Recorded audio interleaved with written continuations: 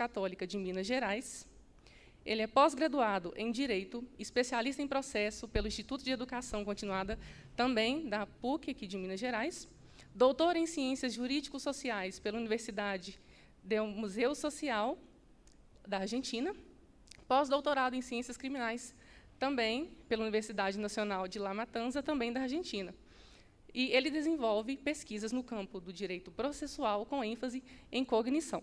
Então, é com grande prazer e honra que eu chamo aqui à frente o doutor Adriano José de Oliveira.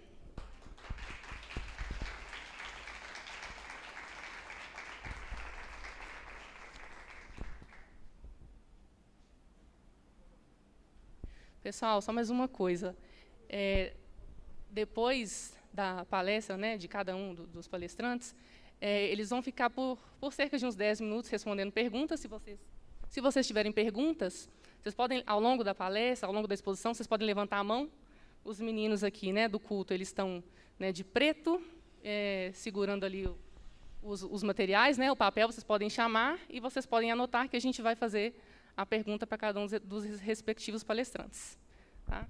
Bom evento a todos.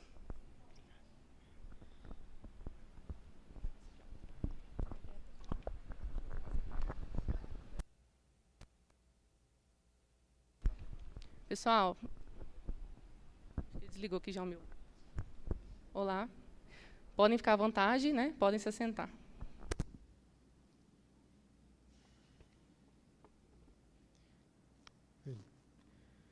Bom, no tocante às perguntas, ao final, as que eu souber eu respondo, as que não souber eu passo para a Rose e ela resolve. Boa noite a todos. Louvado seja Deus pela sua presença aqui esta noite. É para mim um honroso privilégio estar mais uma vez aqui, não é a primeira vez. Estive convosco um tempo atrás, senti-me muito à vontade e quando me foi estendido o convite, prontamente atendi. Agradeço, portanto, a esta comunidade, na pessoa do pastor Edmir, que nos abriu a porta para este momento, do Johnny, que se empenhou também, uma pessoa que está aí para poder fazer as coisas acontecerem nessa igreja, e dessa juventude bonita, Sinceramente, o culto de jovens aqui é culto de jovens mesmo, pelo que se vê. Me sentindo um pouquinho velho aqui, que os cabelos brancos já estão tomando conta aqui do coco, mas louvo a Deus por uma comunidade tão rica de jovens. A juventude está precisando voltar-se para Deus, não é? Louvado seja Ele pela sua presença e pela presença de todos vocês aqui. Pois bem, sem fé é possível acreditar em Deus. Parece um pouco contraditório isso, não? Sem fé é possível acreditar em Deus. Eu devo discorrer com vocês aqui alguns pontos filosóficos, mas eu vou ser bastante crente no início. Então, nós vamos ver algumas questões aqui na Bíblia, depois algumas questões filosóficas, para depois entender por que desta afirmação de que sem fé é possível acreditar em Deus. Aliás, fico aqui já de início uma advertência a cada um de nós. Porque se sem fé é possível acreditar em Deus, eu corro o risco de estar acreditando em Deus de uma forma indevida. Isso para os crentes. E para aqueles que não são crentes, se sem fé é possível acreditar em Deus, nós temos aí uma dificuldade a mais para negar que tudo que aí está tenha sido criado por um ser que pensa, que planeja, que faz, que mantém e que redime, e que restaura, e que salva, e por aí vai. Muito bem, eu vou pedir o auxílio do pessoal que está no controle das lâminas. Pode passar a primeira lâmina aí. Acompanhe comigo um texto bíblico conhecido da maioria de nós. Romanos capítulo 1, versículo 18 a 20. O verso 18 diz: a ira de Deus se revela do céu contra toda a impiedade e perversão dos homens, que detêm a verdade pela injustiça. Pode passar a próxima. O verso 19 diz: porquanto o que de Deus se pode conhecer é manifesto entre eles, os homens, porque Deus lhes manifestou. Na sequência, o versículo 20 diz: porque os atributos invisíveis de Deus, assim o seu eterno poder, como também a sua própria divindade, claramente se reconhecem desde o princípio do mundo, origem, sendo percebidos, notados, constatados, evidenciados por meio das coisas que foram criadas, natureza, ciência, conhecimento. Tais homens são, por isso, indesculpáveis. Vamos pensar um pouco. O relato bíblico que acabamos de ler estabelece que não é necessário ter fé para acreditar em Deus. A primeira parte do texto que nós lemos deixa bem claro que ele está se referindo a homens ímpios e não a homens de fé. Foi o que lemos. O versículo 18 diz: e a ira de Deus se revela dos céus contra toda impiedade, contra toda perversão dos homens que detêm a verdade pela injustiça. Veja que a manifestação do que aqui está relatado não está direcionada ao crente. Aqui está dizendo que a ira de Deus se revela do céu contra toda impiedade. Se revela. Segundo o texto, cumpre a mim repetir, e eu vou repeti-lo talvez mais de 2 vezes, os atributos invisíveis de Deus, aquilo que você não vê. Assim o seu eterno poder. Quando você fala de eterno, você já está dizendo de algo que foge ao nosso alcance em termos de medida, de verificação, de concretude. E mais do que infinito, está se referindo ao infinito poder de Deus. E continua dizendo, assim como também a sua própria divindade. Olha que o texto está muito específico, não? Poder de Deus, a divindade de Deus. E olha o que diz o texto: claramente se reconhecem.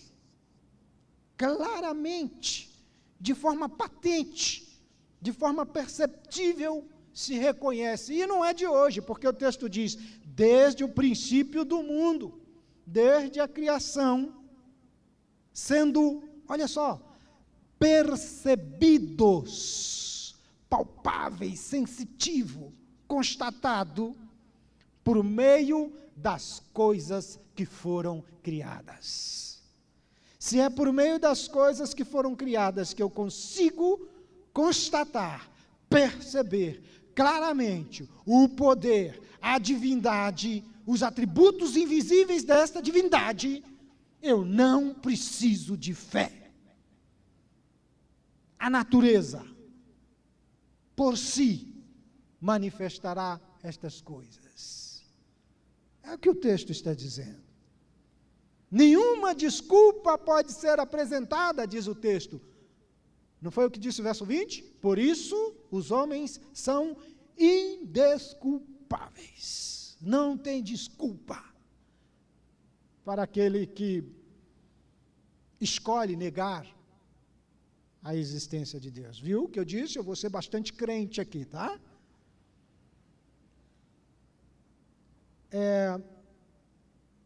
É por isso que, taxativamente, eu e você podemos ler aqui que os homens são indesculpáveis.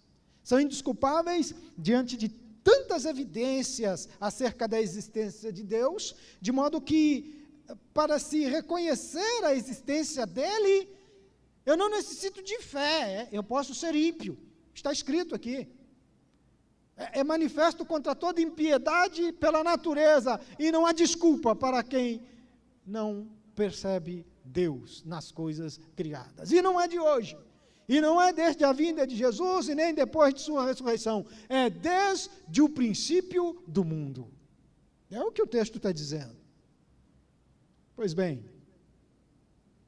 para que você não tenha dúvidas acerca dessa afirmação que estou trazendo, de que sem fé é possível acreditar em Deus, eu trago outro texto bíblico utilizado no contexto do assunto relacionado à fé, em que se menciona algo acerca dos primeiros seres criados, primeiros no sentido de foram criados antes de mim, antes de você, seres esses os quais não tinham fé, não tinham, mas acreditavam em um Deus único. Quer ver?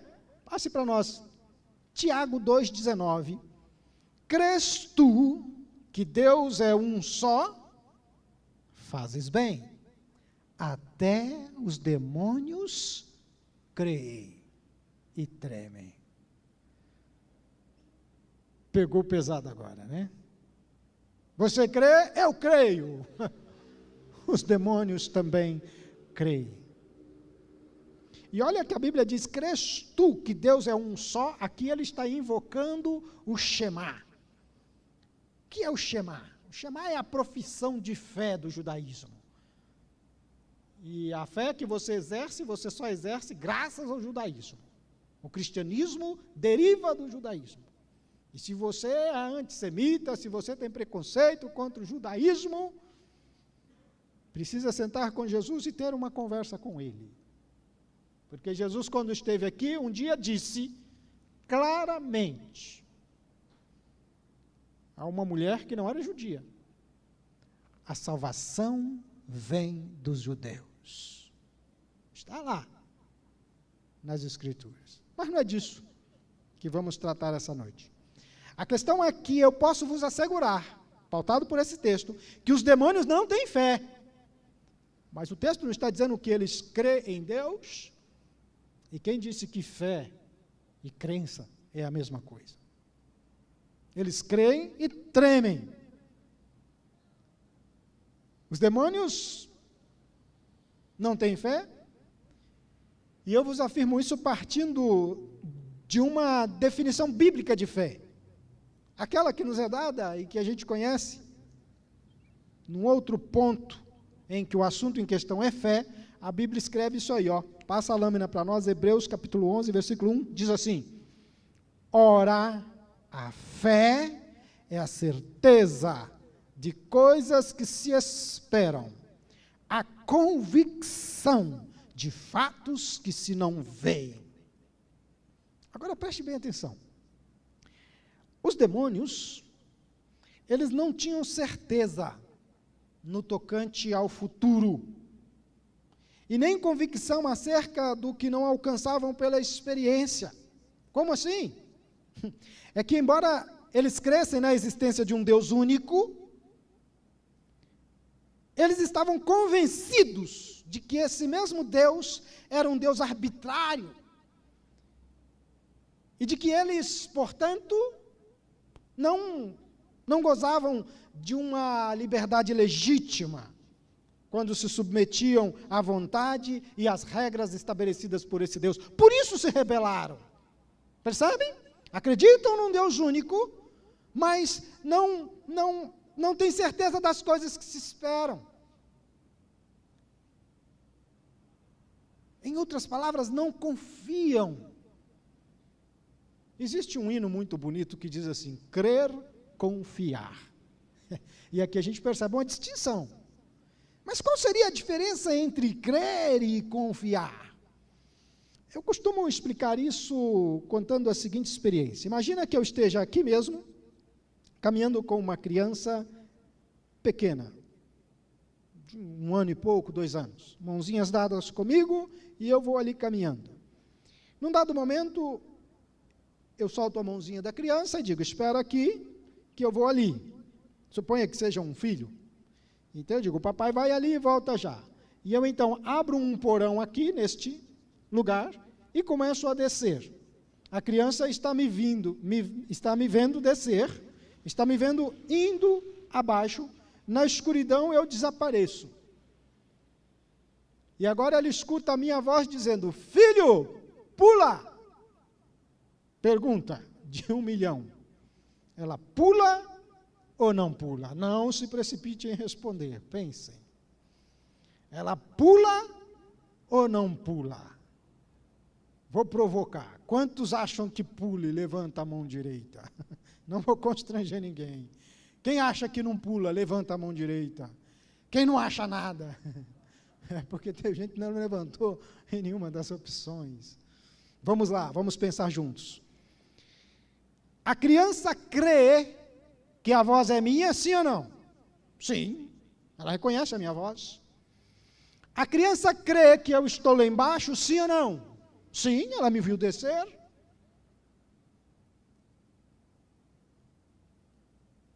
Agora, a criança crê que eu tenho braços fortes o suficiente para poder segurá-la quando ela se lançar lá embaixo. Se ela crê, então ela pula. Se não, não tem quem faça ela pular. Entenda a diferença entre crer e confiar. Crer é saber da existência, admitir a existência. Confiar é se lançar no escuro, nos braços daquele que você professa crer. Faz diferença, sim ou não? Faz ou não faz? Vocês estão muito tímidos. Faz diferença ou não faz? Percebe que você pode crer em Deus, mas não confiar nele? E quantas vezes isso tem acontecido, não? Quantas vezes você sabe de qual aquele salmo bonito, famoso, que já virou até clichê. O Senhor é meu pastor e nada me faltará. Quer ver só? Que salmo é esse? Qual que é? 23, vocês sabem, Salmo 23. Tem uma parte nesse salmo que fala assim, ainda que eu ande pelo vale da sombra da morte, não temerei mal algum, porque tu estás comigo. E eu pergunto, quando você está no vale da sombra da morte, como é que fica a tua confiança em Deus? Irmão, mas eu nunca passei pelo vale da sombra da morte. Deixa eu simplificar para você então. Quando você perde o emprego, as contas não respeitam demissão, seja ela voluntária ou involuntária. Quando o seu relacionamento, o seu casamento começa a ruir. Quando a doença bate na porta. Aí você diz como o salmista, ainda que eu esteja desempregado, ainda que eu esteja doente, aí estreita um pouco, e aí a nossa confiança muitas vezes nos abandona. Aí a gente descobre que a gente crê sim em Deus, mas não confia nele. Aí a gente percebe que durante toda a nossa vida como crente, e eu vou dizer assim que é para pejorar mesmo, a gente teve Deus como um guarda-chuva. Como assim? Quem é que trouxe guarda-chuva? Alguém trouxe? Guarda-chuva, sombrinha? Ninguém? Ninguém? E se chover? Por que os senhores não trouxeram sombrinha nem guarda-chuva? O tempo não está feio, né? Entende, querido? Às vezes temos Deus como um guarda-chuva, só lembramos dele quando o tempo está feio. Só que às vezes o tempo fecha de repente. E aí, cadê Deus? Ah, você não tem o hábito de andar com ele, não é? Mas você crê nele. Mas por não ter o hábito de andar com ele, no momento da dificuldade, da angústia, você não confia. Aí você vai para os métodos para simplificar, às vezes você abandona os caminhos do Senhor, dizendo, mas Deus me abandonou. Como assim? Deus abandonar alguém? Isso. Bom, voltando ao tema, os anjos acreditavam num Deus único, mas não confiavam nele. E se a gente voltar ao texto que a gente iniciou, essa preleção, lá diz, porquanto o que de Deus se pode conhecer é manifesto entre eles, os homens, porque Deus manifestou. Deus manifestou. Então você não precisa de fé. Você pode conhecer a Deus contemplando a natureza, observando o que a ciência tem a revelar.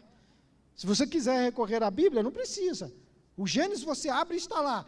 En Bereshit bara Elohim. No princípio criou Deus. Veja, no princípio, já está lá o relato da criação. Mas aí é uma pergunta, né? É o Gênesis confiável? Saberemos já já. Então, para não ficar no Gênesis, eu estou demonstrando que sem fé, sem Bíblia, é possível acreditar de Deus. Veja que não é uma questão de fé, é uma questão de evidência. O texto diz que o que de Deus se pode conhecer é manifesto. É o que está escrito aí. É manifesto. Significa dizer, é palpável, é visível, é evidente aos sentidos, está no campo do mundo físico, não do mundo das ideias, como diria Platão. E aqui eu entro um pouco na filosofia. Platão postulava a existência de um mundo perfeito, que, segundo ele, está além das nossas percepções sensoriais, está além dos nossos sentidos. Veja que Platão acreditava num mundo além desse, perfeito, mas que não é palpável, que não é percebível, que não é constatável. E aqui a Bíblia está dizendo que você pode perceber Deus pelas coisas criadas, não pelas coisas que estão além. Para não deixar margem de dúvida acerca do que está sendo dito, o texto que lemos, ele é ainda mais específico na afirmação de que Deus é o Criador. E ele complementa no verso 20, dizendo que é acerca do divino mesmo que está sendo tratado ali. Por isso que ele diz da divindade.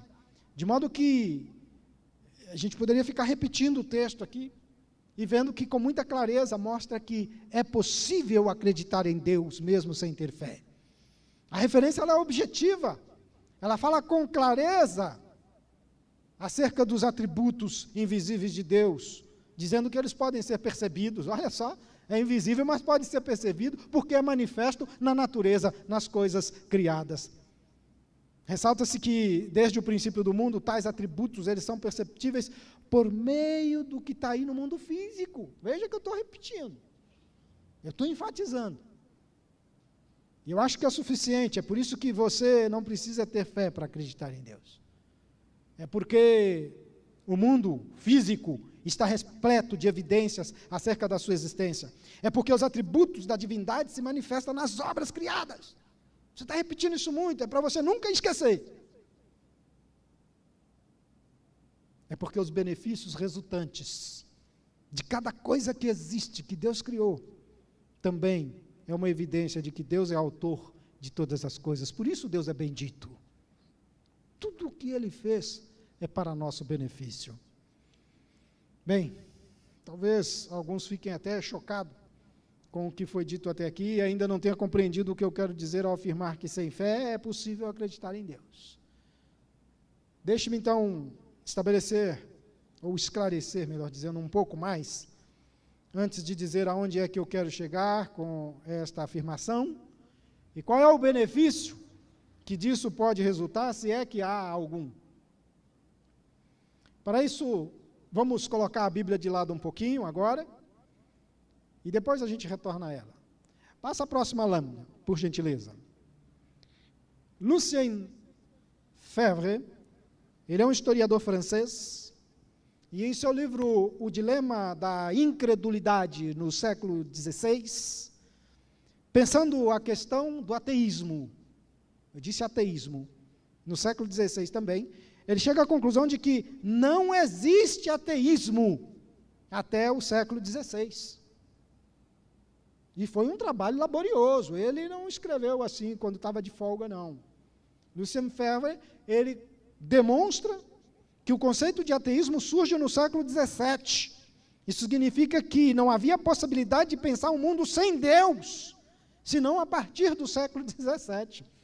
Os cientistas sempre pensaram o mundo com Deus, até o século XVII. Percebe que é possível acreditar em Deus mesmo sem fé? Nicolás Abaniano é um grande filósofo, escreveu dicionário de filosofia e até um dicionarista filosófico, portanto. Ele afirma que quando se pensa Deus, há duas qualificações que se atribuem a ele. Ele está falando do ponto de vista filosófico, não espiritual, não cristão. Mas ele diz que duas qualificações se atribuem a Deus. Uma, há de ser ele o originador de todas as coisas. E duas, há de ser ele o provedor de tudo o que há de excelente no mundo, o garantidor de todo o bem. Um filósofo ateu, nesse caso é ateu. Existem filósofos que não são ateus. A gente tem que entender que nem todo filósofo é ateu.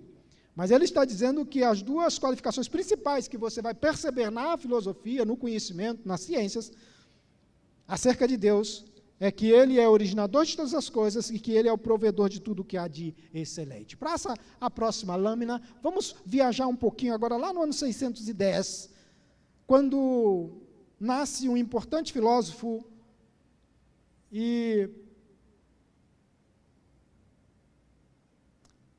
ele também nos traz algumas coisas relacionadas a isso. Veja que ele está antes de Cristo, Anaximandro de Mileto. Anaximandro dizia que nada vem do nada. Isso já esbarra um pouco na ideia de um universo que surge do acaso, não? Anaximandro está em 610 a.C.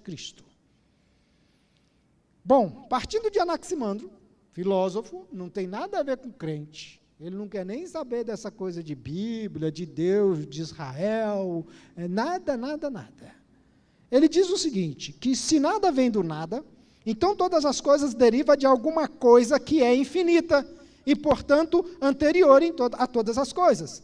E essa coisa que é infinita, diz Anaximandro, constitui-se ela mesma a substância, a essência, a origem de todas as coisas que existem. Filósofo. Quase que ele falou assim, Deus existe, mas ele não está pensando em Deus. Ele não tem nada a ver com Deus. Mas percebe que na ideia filosófica de um grande filósofo pré-socrático, 610 a.C., é possível evidenciar a existência de um ser infinito, de quem deriva todas as coisas? Percebem que Anaximandro está falando de Deus, embora não esteja falando de um Deus pessoal. Ele não descreve, evidentemente, em sua fala, um Deus com características pessoais, como é apresentado o Deus da Bíblia que eu e você conhecemos. Mas Deus pode ser conhecido através do pensamento filosófico de Anaximandro de Mileto, mesmo no seu pensamento filosófico e racional, sem valer-se do elemento fé. Sem fé. Depois de Anaximandro, nós temos Sócrates. Sócrates vai dizer que existe uma razão universal que está por trás de todas as coisas que existem. Preste atenção no que diz Sócrates. Existe uma razão universal que está por trás de todas as coisas que existem. Isso é filosofia, isso não é Bíblia. Mas se existe uma razão universal, eu tenho que estar falando de um ser pensante. E a minha Bíblia, a sua Bíblia, diz que eu e você fomos criados à imagem e semelhança de Deus, no sentido de seres que têm capacidade de pensar, julgar e decidir, diferente do cachorro, diferente do papagaio e diferente do chimpanzé. Há uma mente por trás. Isso é Sócrates, que não quer saber de Bíblia, que não tem nada a ver com Deus, ele simplesmente está constatando que há uma razão universal que está por trás de todas as coisas que existem. Heráclito, depois de Sócrates, ele vai falar da primeira substância, ou a causa do mundo. O princípio primeiro, o que vai dar origem a todas as coisas. E sabe qual é o nome que Heráclito deu para isso? Ele chamou de Logos. Que impressionante, não? Aí depois veio um tal de João, gente simples, pescador, mal sabia escrever, e escreve o seguinte, quer ver? Olha lá. Enarque en hologos kai hologos en proston teon kai teon en hologos. Estou lendo em grego, não é para fazer exposição de conhecimento, não, é para você prestar atenção quantas vezes a palavra logos aparece aí. Perceberam? Enarque en hologos kai hologos en proston teon kai teon en hologos. No princípio era o verbo, e o verbo estava com Deus, e o verbo era Deus. A palavra traduzida por verbos aí é logos. É aquilo que Heráclito dizia, o princípio de tudo está no logos. Mas no grego o termo logos, usado tanto por Heráclito quanto também por João, significa pensamento. Então ele está dizendo, no princípio era o pensamento. Isso se liga com Sócrates, que diz que há uma razão por trás de todas as coisas, uma razão inicial, universal, que vai planejar, que vai estabelecer, que vai criar, que vai determinar. E não tem como você fazer isso e não deixar pistas. Deus deixou impressões digitais facilmente notadas em cada parte da natureza. E quem está dizendo isso é a filosofia, não é nem a Bíblia. Só que eles não colocam aqui o Deus pessoal que a Bíblia apresenta a mim e a você. Para compreender isso, aí sim, você vai precisar de fé. E aqui está a advertência que eu fiz no início, a mim e a você. O perigo que corremos de estar acreditando em Deus sem ter fé. De estar acreditando em Deus como os demônios creem, sem dedicar-lhe digna confiança. O perigo está, portanto, mais para nós do que para os ímpios a quem o texto foi endereçado. Os ímpios são indesculpáveis porque as evidências de um Deus Criador estão aí. Em que pese a Bíblia dizer, se você tirar a Bíblia fora, como fiz até aqui, você vai perceber pelas coisas criadas. E cada vez mais os cientistas vão abdicando da convicção de que Deus não existe. Algumas vezes dizem, não tem como não acreditar que há algo racional, pensante por trás disso. Mas se você quer acreditar num Deus pessoal, se você quer ter um relacionamento com Ele, então você precisa ter fé. A fé, agora digo aos senhores, aonde é que eu quero chegar a afirmar que sem fé é possível acreditar em Deus? Sim, sem fé é possível acreditar em Deus, mas se você quer experimentar Deus, vivenciar Deus de uma maneira concreta e pessoal, você vai precisar exercer fé. A fé também será necessária para que você possa acreditar em Deus, não apenas como uma força originadora de todas as coisas, mas como um Deus pessoal que ama, um Deus que cria, um Deus que cuida daquilo que cria, um Deus que recupera aquilo que se perde depois que Ele cria, um Deus capaz de se fazer humano e dar a própria vida para poupar a vida e redimir a vida.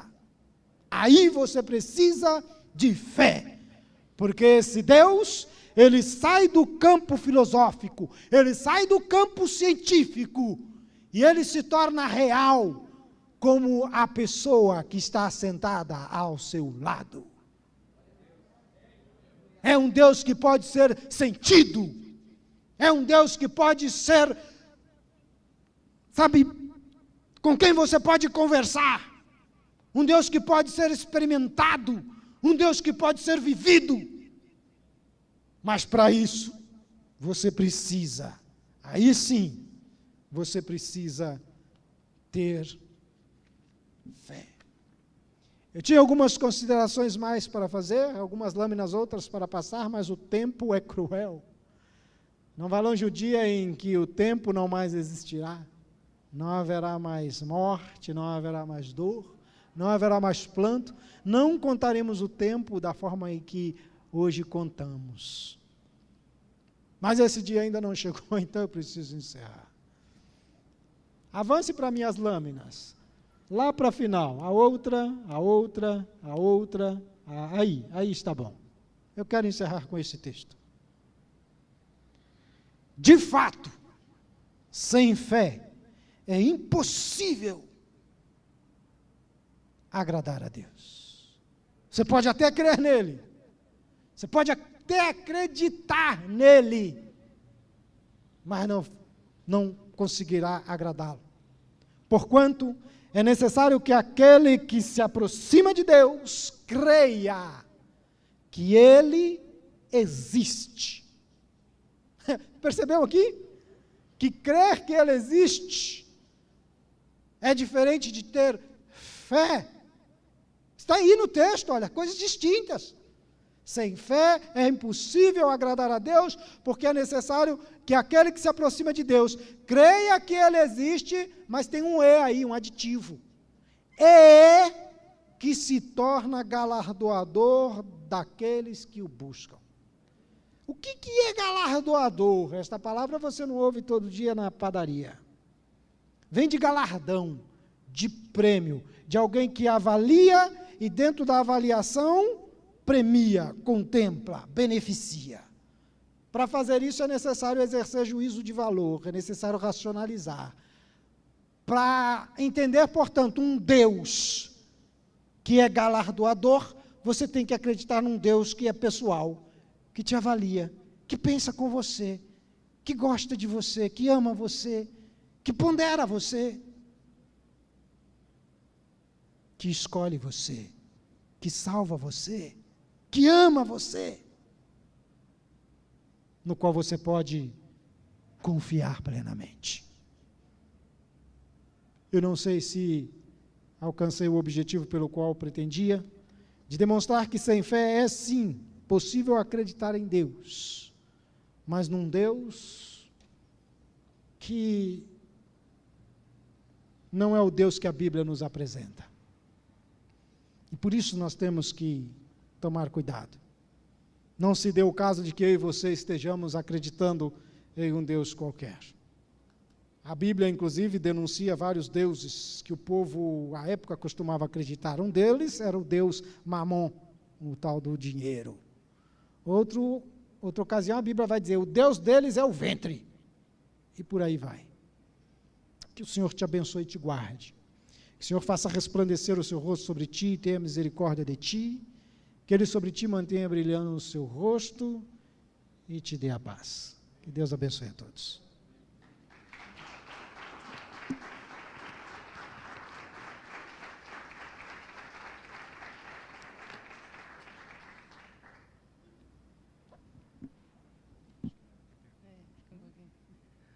Muito obrigada, Adriano.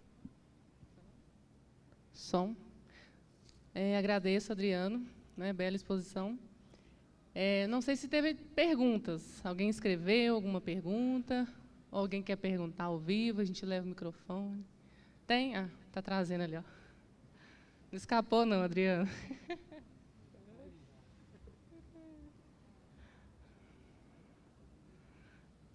Vamos lá. Em relação à frase, sem fé é possível acreditar em Deus. E por que a Bíblia fala que sem fé é impossível agradar a Deus? Ah, tá. A pessoa perguntou, tem dúvida com relação a... E esse versículo, né? Bom, eu acredito que ao final ficou um pouco respondido a questionamento, né? De fato, sem fé é possível acreditar em Deus, mas você precisa de fé para reconhecer em Deus um Deus pessoal. Tá? Então, sem fé é possível acreditar em Deus, mas sem fé é impossível agradar a Deus. Eu creio que ao final da preleção isso tenha ficado respondido. Se não, Peço desculpas por não ter sido suficientemente claro na exposição.